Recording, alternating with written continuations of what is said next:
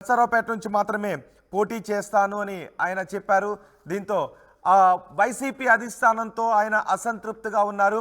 టీడీపీతో టచ్లో ఉన్నారు అనే ప్రచారం కూడా జరిగింది. చంద్రబాబుతో ఆయన మాట్లాడారు, చంద్రబాబుతో రహస్యంగా సమావేశమయ్యారు అంటూ కూడా మీడియాలో పెద్ద ఎత్తున చర్చ జరిగింది. 15 రోజులుగా ఒక అనిశ్చితి నెలకొంది. లావు శ్రీకృష్ణదేవరాయలకి నర్సరావుపేట టికెట్ ఇస్తారా, ఎంపీ టికెట్ ఇస్తారా లేదా అని.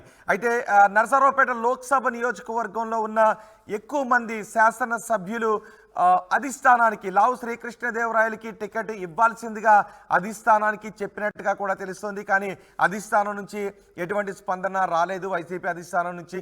దీంతో లావు శ్రీకృష్ణదేవరాయలు ఈ సందిగ్ధతకు తెరదించారు. ఆయన రాజీనామా చేశారు. వైసీపీకి పార్టీకి రాజీనామా చేశారు, ఎంపీ పదవికి కూడా రాజీనామా చేశారు. ఆయన రాజీనామా చేసేటప్పుడు కొన్ని వ్యాఖ్యలు చేశారు. ఈ సందిగ్ధతకు తెరపడాలి, ఇందుకు నేను బాధ్యుడిని కాదు.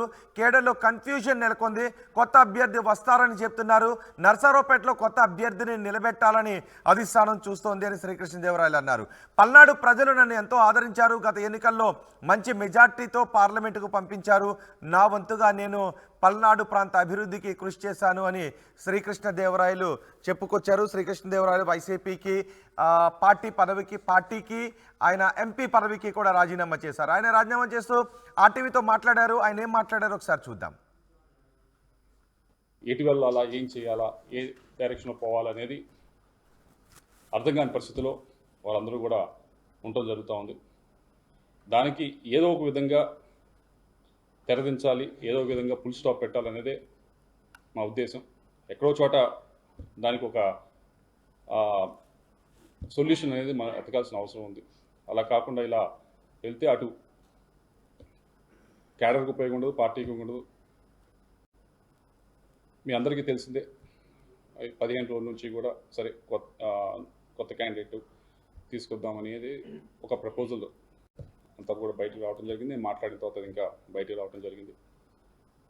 దానివల్ల కొద్దిగా అందరూ కూడా కన్ఫ్యూజన్కి గురవుతూ ఉన్నారు. ఇది ఇందాక చెప్పినట్లు నేను కోరుకుంది కాదు, నేను చేసింది కాదు.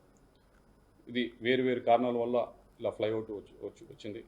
దానికి తెరదించుతూ నేను ఏదైతే ఇప్పుడు పార్టీలో ఉన్నానో పార్టీ సభ్యత్వానికి వైఎస్ఆర్ కాంగ్రెస్ పార్టీ సభ్యత్వానికి రాజీనామా చేస్తూ, అలాగే పార్లమెంట్ సభ్యత్వానికి కూడా నేను రాజీనామా చేస్తూ ఉన్నాను ఇమీడియట్ ఎఫెక్ట్.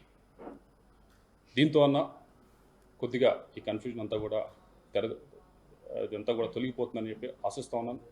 నాకు ఈ 5 సంవత్సరాల నుంచి కూడా ఎంతో సహకరించారు. అటు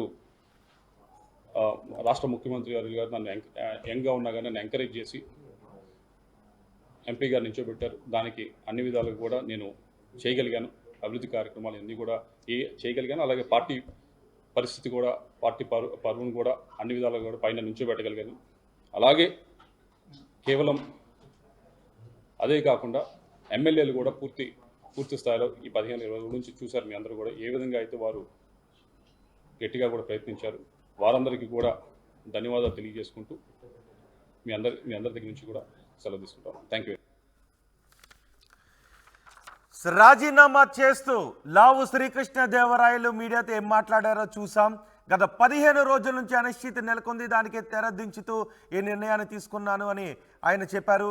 పార్టీకి ఎంపీ పదవికి కూడా ఆయన రాజీనామా చేశారు. ఇప్పుడు ఆయన రాజకీయ పయనం ఎటు అనే చర్చ జరుగుతుంది. ఆల్రెడీ ఆయన టీడీపీతో టచ్లో ఉన్నారు అనే ప్రచారం కూడా జరుగుతుంది. నిజానికి గతంలో కూడా మనం చూసాం, గుంటూరు జిల్లాలోనే, ఉమ్మడి గుంటూరు జిల్లాలోనే వైసీపీకి ఒక షాక్ తగిలింది. మంగళగిరి ఎమ్మెల్యే ఆళ్ల రామకృష్ణారెడ్డి కూడా పార్టీకి ఎమ్మెల్యే పదవికి ఆయన రాజీనామా చేశారు. ఇప్పుడు శ్రీకృష్ణదేవరాయలు కూడా పార్టీకి ఎంపీ పదవికి కూడా రాజీనామా చేశారు. ఇప్పుడు శ్రీకృష్ణదేవరాయలు రాజకీయ పయనం ఎటు, శ్రీకృష్ణదేవరాయలు రాజీనామా అక్కడ వైసీపీపై ఎటువంటి ప్రభావాన్ని చూపించే అవకాశం ఉందనే చర్చ జరుగుతోంది. ఒకసారి మా ప్రతినిధి రామారావుతో మాట్లాడదాం. రామారావు, పార్టీకి ఎంపీ పదవికి కూడా రాజీనామా చేస్తున్నట్టుగా లావు శ్రీకృష్ణదేవరాయలు ప్రకటించారు. అయితే గతం నుంచి కొన్ని రోజుల నుంచి ఆయన టీడీపీ నేతలతో టచ్లో ఉన్నారు అనే ప్రచారం జరుగుతోంది. సో ఇప్పుడు శ్రీకృష్ణదేవరాయలు రాజకీయ పయనం ఏ విధంగా ఉండబోతుంది? రాజీనామా అక్కడ రాజకీయాల్లో ఎటువంటి ప్రభావాన్ని చూపించబోతుంది లోక్సభ నియోజకవర్గంలో?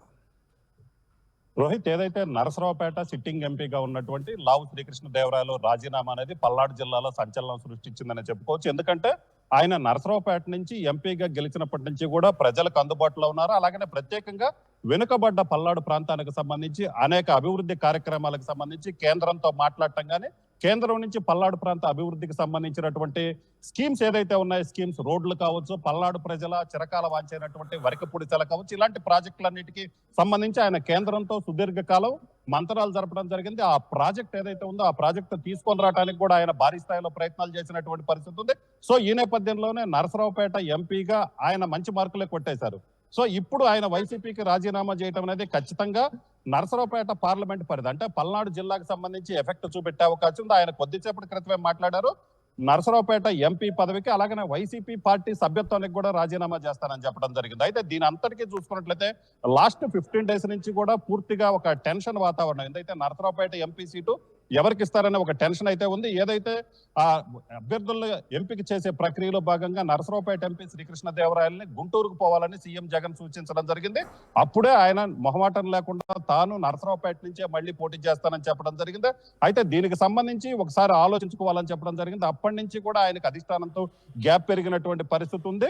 సో ఈ నేపథ్యంలోనే కొత్త పేర్లు కూడా తెరపైకి వచ్చాయి. అయితే ఎంపీ శ్రీకృష్ణదేవరాయలే మళ్ళీ పోటీ చేసినట్లయితే పార్టీకి లాభం ఉంటుందని చెప్పి కూడా పల్నాడు జిల్లాకు సంబంధించినటువంటి ఎమ్మెల్యేలు సీఎం జగన్ వద్ద చెప్పారు. అయితే అన్ని ఈక్వేషన్స్ ఏదైతే సామాజిక సమీకరణ నేపథ్యంలో నరసరావుపేట ఎంపీ సీట్ ని బీసీలకు కేటాయించాలని వైసీపీ అధిష్టానం నిర్ణయించడం జరిగింది.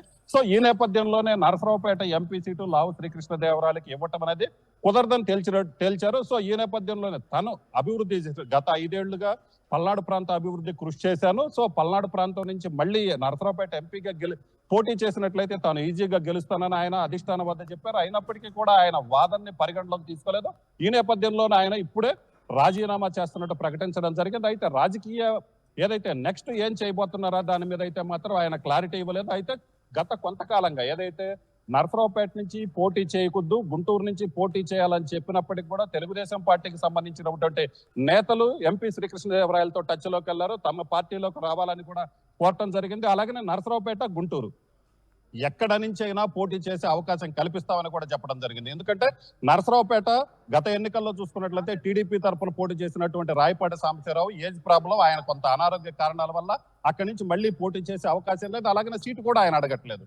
సో ఆయన కొడుకు రంగారావు ఆల్రెడీ టీడీపీకి రాజీనామా చేయడం జరిగింది. మరోవైపు చూసుకున్నట్లయితే గుంటూరు ఎంపీగా ఉన్నటువంటి గల్లా జయదేవ్ ఈసారి పోటీ చేయడానికి విముఖత చూపారు. సో ఈ నేపథ్యంలో నరసరావుపేట, గుంటూరు ఎక్కడి నుంచైనా పోటీ చేసేందుకు మీరు సిద్ధమైతే ఎక్కడి నుంచైనా అవకాశం కల్పిస్తామని టీడీపీ ఓపెన్ ఆఫర్ ఇచ్చినట్లు తెలుస్తుంది. దీనికి సంబంధించి ఆయన చంద్రబాబు, లోకేష్ ను కూడా కలిసినట్లు ప్రచారం జరిగింది. అయితే పార్టీ ఏదైతే ఇప్పటి వరకు కూడా తాను చంద్రబాబును కానీ లోకేష్ తో కలిసిన విషయాన్ని కానీ ఆయన అయితే మాట్లాడలేదు. ఇప్పుడైతే రిజైన్ చేయడంతో ఆ వ్యాఖ్యలకైతే బలం చేకూరినటువంటి పరిస్థితి ఉంది.